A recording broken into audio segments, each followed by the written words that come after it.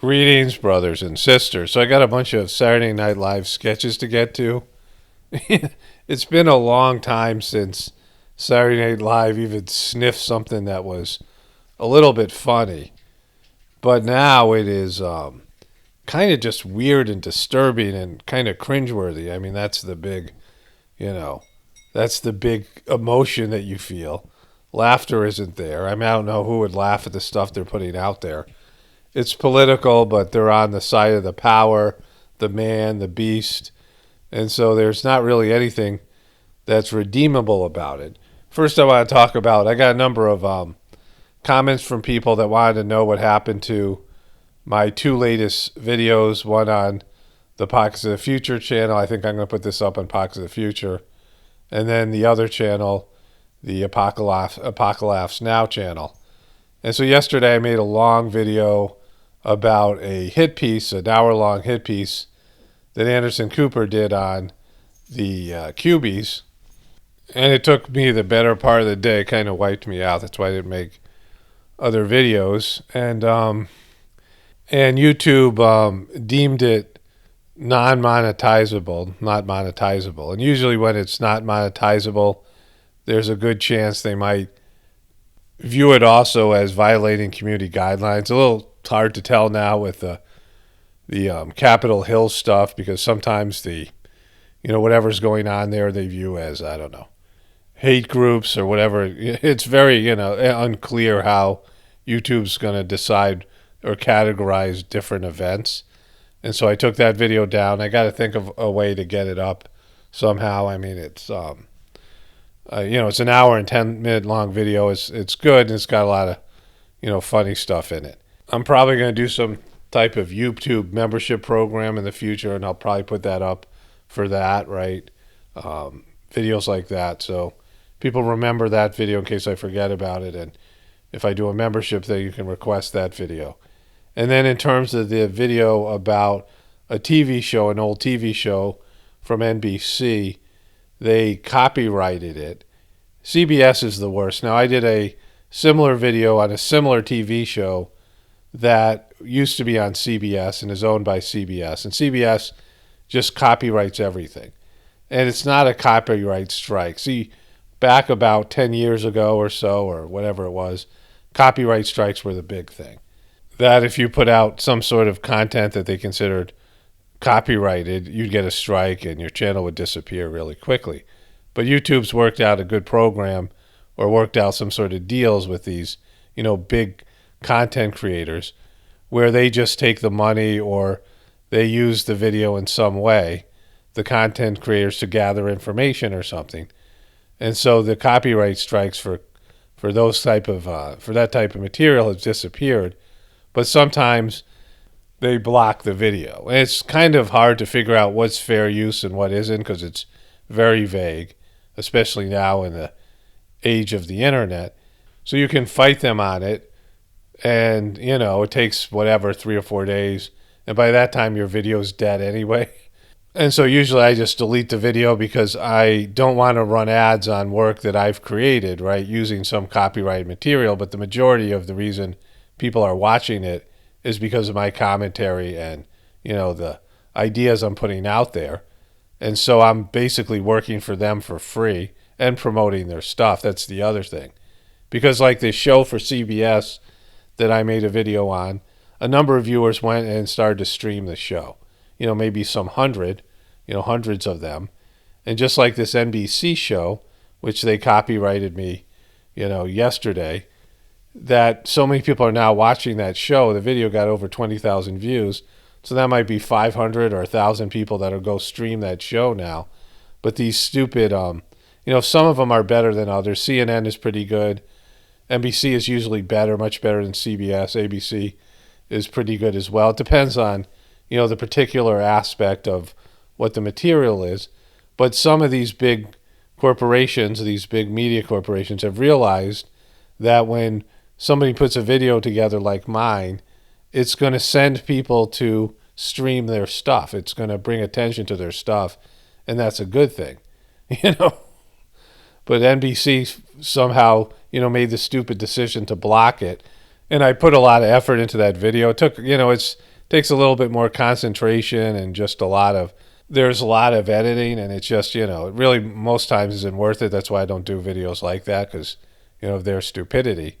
And so I did a dispute to the copyright. And I wrote to the NBC people, don't be stupid, because I'm deleting the video. I'm going to delete the video, and you're not going to have people go to your 10-year-old show, 11-year-old show, right? I'm not mentioning the show because of, I'm not promoting it. And so, it's in their best interest to allow me to monetize it and allow the video to stay up so that people will hear about their show that's basically dead. Like, no one thinks about that show. I mean, some people are, still fans, but very few people watching this YouTube channel. And so, again, we'll see what they do with that. But the video's already lost momentum. It was, it would have had a lot more views had they not been stupid about it, right? But they don't, they just have some, like everything else, it's just AI bots combing through the YouTube videos and copywriting things without really knowing whether it's fair use or not, or any of these things. And so it's based in the, like I said, CBS is really bad, Viacom is really bad. If you use just 20 seconds of something from Viacom, that would be MTV or Comedy Central, they copyright you, and it's just like, all right, well, I won't talk about your crappy content, like I'm doing them a favor. People are doing them a favor when they bring awareness to their content.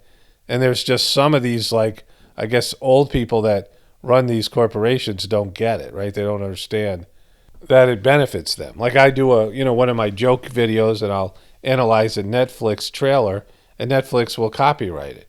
Like, the trailer is literally a promotional video, and I'm bringing people's awareness to the trailer, and some people will end up watching the show or the video because of it, but Netflix stupidly copyrights it, right?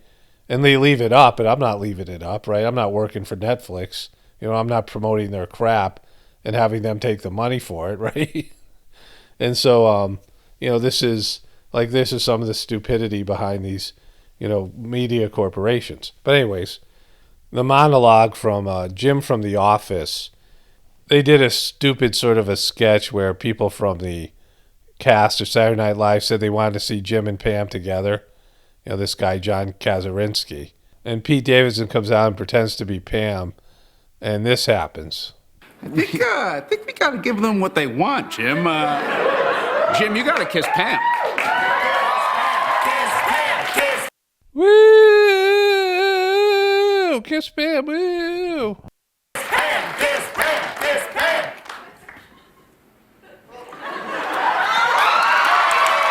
Woo! They're kissing for no real explanation. Woo!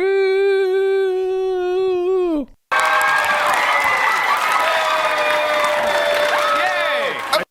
Woo! That's where we are right now with Saturday Night Live.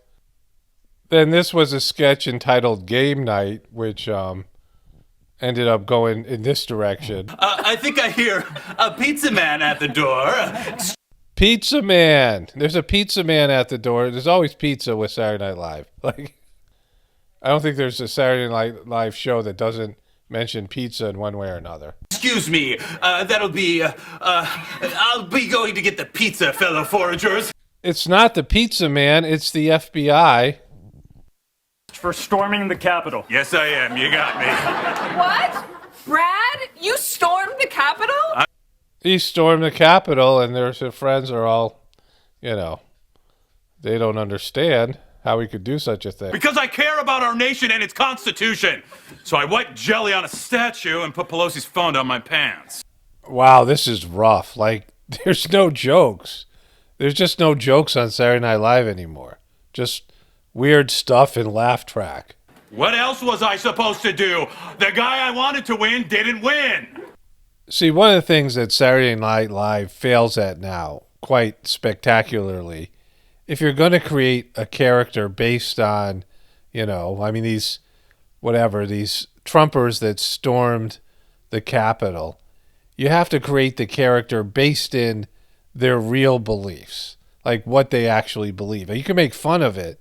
You can make it stupid and ridiculous, but you can't go in there and just make up stuff that isn't true about what these people believe.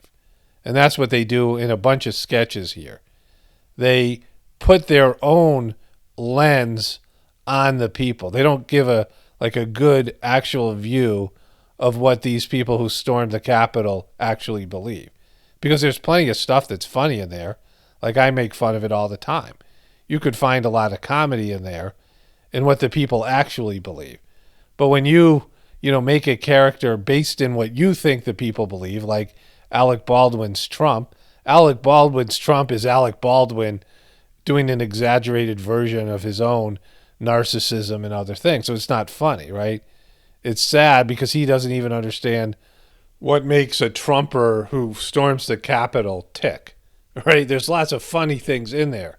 But if you don't have the ability with your, limited perception of what's going on, or you just have to do these hit pieces that aren't funny based on your version of what you think a Trumper is, like a Trumper that was on Capitol Hill is and going through, or a QB. And so it's not funny. Like, they fail because they're not accurate and they don't have any depth in their perception of what's going on in the minds of a Trumper. Tell my story. All right. See, this is supposed to be a big comedic reveal. It's the QAnon, it's a QAnon shaman, which is just funny in itself, right? But they made this guy such a, not a QAnon shaman, the character. And so they stepped on this reveal. This was probably intended to be one of the big jokes, and it fails, because he fails in delivering the QAnon shaman who's funny as a character, right? And so they had so much to work with, and they just missed all of it. Swings and a miss, right? And then they're also on the side of the power that be. So when Trump was president, you could make a case that Saturday Night Live was talking truth to power by hammering Trump all the time, even though Trump really didn't have the power. He had the power of the tweet, and they took that away from him, right? But these comedy shows, these political comedy shows, are supposed to be on the side of the people and talking truth to power. And clearly now with a Biden presidency and a overwhelming liberal media in Hollywood are all shills for the power. They're shills for the man, right? And so that's another big failure of SNL. Oh, well, I bet that's the pizza. Yeah, it's not the pizza. We know it's not the pizza. Angela Barnes, you're under arrest. Okay, I know that. Angela! So another piece of this sketch, and I'm not showing the whole sketch, but they're like goofy, awkward, suburban white people, right? That are sitting around playing a stupid Pioneer game, some sort of, game night type of thing. And 4 of the 6 of them end up getting busted for being at the Capitol. And what they're saying here is, and they're all ashamed and embarrassed, and they're surprised at the other ones getting busted, and they're condemning them, and then they get busted, right?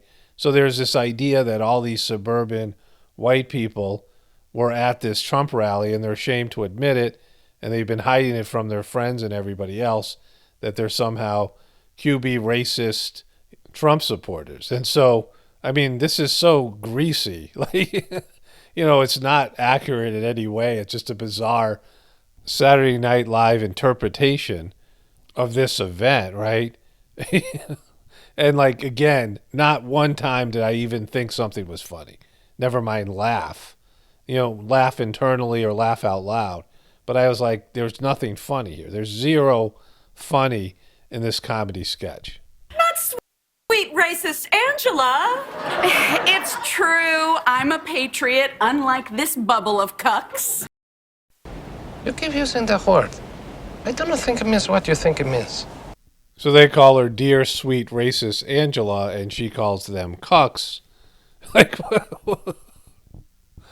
it's so bad. Like,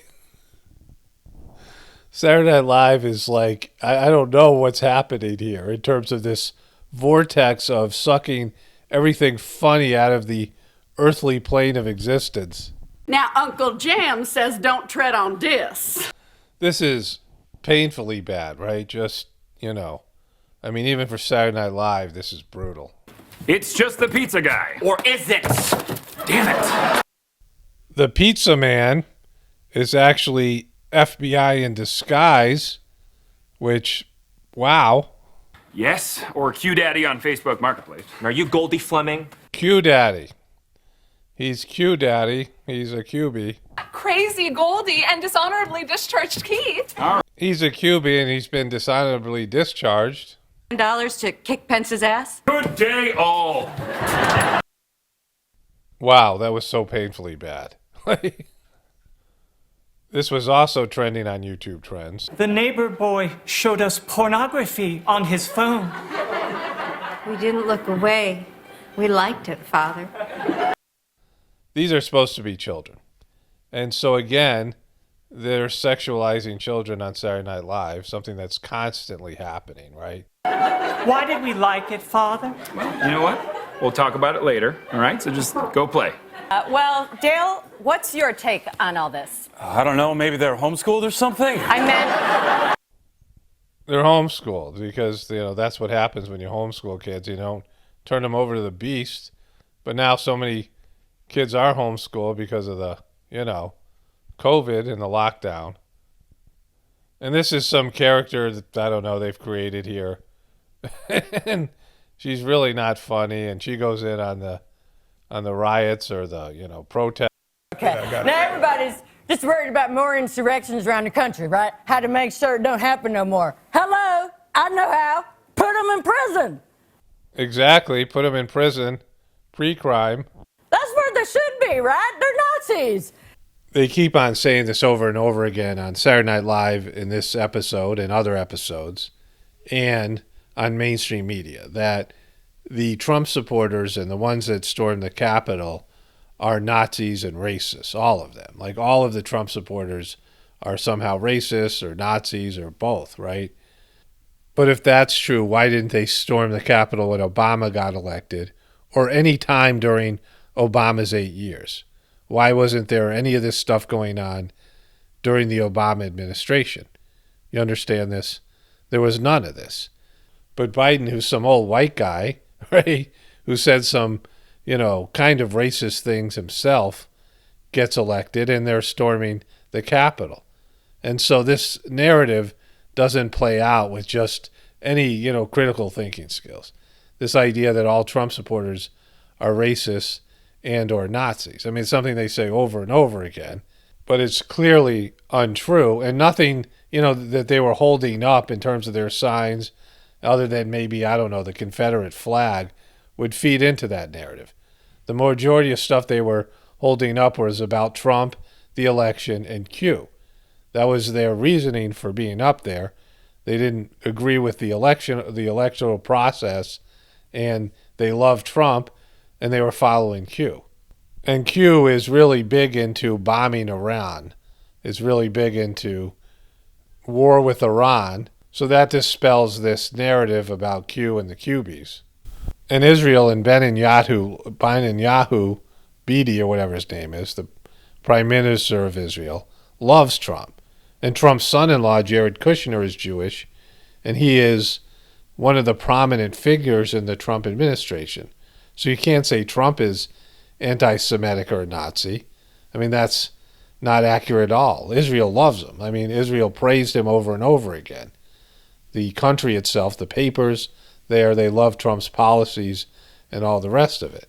And so this isn't really accurate, right? It isn't, it doesn't exist in reality that Trump and his supporters are Nazis. And you know what? I think they'd like it. Because prison's got all the things white supremacists love. Other white supremacists, drama, drop crotch loungewear, chicken fingers. So it's very typical for Saturday Night Live to have pedo sketches, and then mention pizza. These are just common themes on Saturday Night Live. But then on top of it, they are punching downwards because you have a beaten down group of people. The Trump supporters just got like a huge, all of it. It was an unfair electoral process. The way the news media just completely gave softball questions and favorable coverage of Joe Biden, the way they portrayed Trump. I mean, all of it, right? And the demonization of the Trump supporters and then the way it's all played out, and the Cubies as well, all these groups, and they're all bumming, right? They're all disenfranchised. And you have this movement, this very, souped up liberal, and not liberal in the true sense of being liberal, this New World Order sort of Agenda 21 type of movement going on out there, politically and socially. And you have all these Republicans, conservative people who are getting steamrolled, older generations that don't understand what's going on, right? And they, Saturday Night Live is supposed to be, like I said, speaking truth to power. They're supposed to be calling out the hypocrisy of the dominant group, right? I mean, everybody is, not just in terms of the media and Hollywood, but they're also deplatforming and silencing the voices of these people. And Saturday Night Live's job is supposed to be acknowledging that and calling this out. But they're not doing that. They're doing the exact opposite. They're piling on, this growing disenfranchisement of this group of people. And it doesn't matter about beliefs. And everyone should understand this, because it gets into beliefs where people justify, or groups or this show justify their treatment of people because those people believe something or are something that they look down on, right? Any Trump supporter is a racist, Nazi, ignorant person, so any treatment of them is okay. And when you get into that kind of thinking, you're okaying behavior of a controlling group of people that can abuse and disenfranchise and silence and take away the rights of another group of people, which is, the premise behind all these liberals' outrage, right? I mean, it was something that they abhorred when they thought the, right wing and the Christians were doing this to other groups of people, when the dominant group was the right wing Republican American white people who were being the oppressors. But it's okay for liberal oppression. The behavior's the same. And so you have to distinguish between beliefs and behavior. Like, behaviors are wrong. If you're going to say behaviors are wrong, then they're wrong when you do them, as they're wrong when somebody else does them. And if you're going to base it in beliefs and try to distinguish, the behavior's okay when the other people are of this belief category, believe these kind of things. And that's what you see, right? There's just such a, and again, and getting away from God. Like, you might not like the God, the way your religion presents it. You might need something that's more, intellectually satisfying. You might be able to move beyond your religion, but you can't move beyond God because God's there everywhere. And so are these, traditional values and morals and things that are a part of higher level human behavior. And they're just getting rid of these things. This is what I'm talking about. The internalization of one's experience with God in terms of the heartfulness meditation that I do, that when somebody is connected to God internally, then that changes everything, because now they have a better understanding of God. You have these scientific people who are, educated, liberal people, live in cities, and they can look down on religions and the hypocrisy of religions and the things that just don't make sense, right? There's a lot of things in religions that people believed in the past that, they no longer believe. I mean, we know factually aren't true, and so they can look at religions and disparage them. But you can't disparage God as an essence. If you come in contact with God, somebody who does that, has internalized God, is on a higher plane of existence than these Hollywood, city-dwelling, science-believing narcissists that think they're so much better because, they went to the opera one time or something. This pretentious aspect of their life. And so that's why only spirituality will save this world. It's Paul Romano, definitely reporting from the Apocalypse and the Ascension. Everyone have a blessed day and be grateful.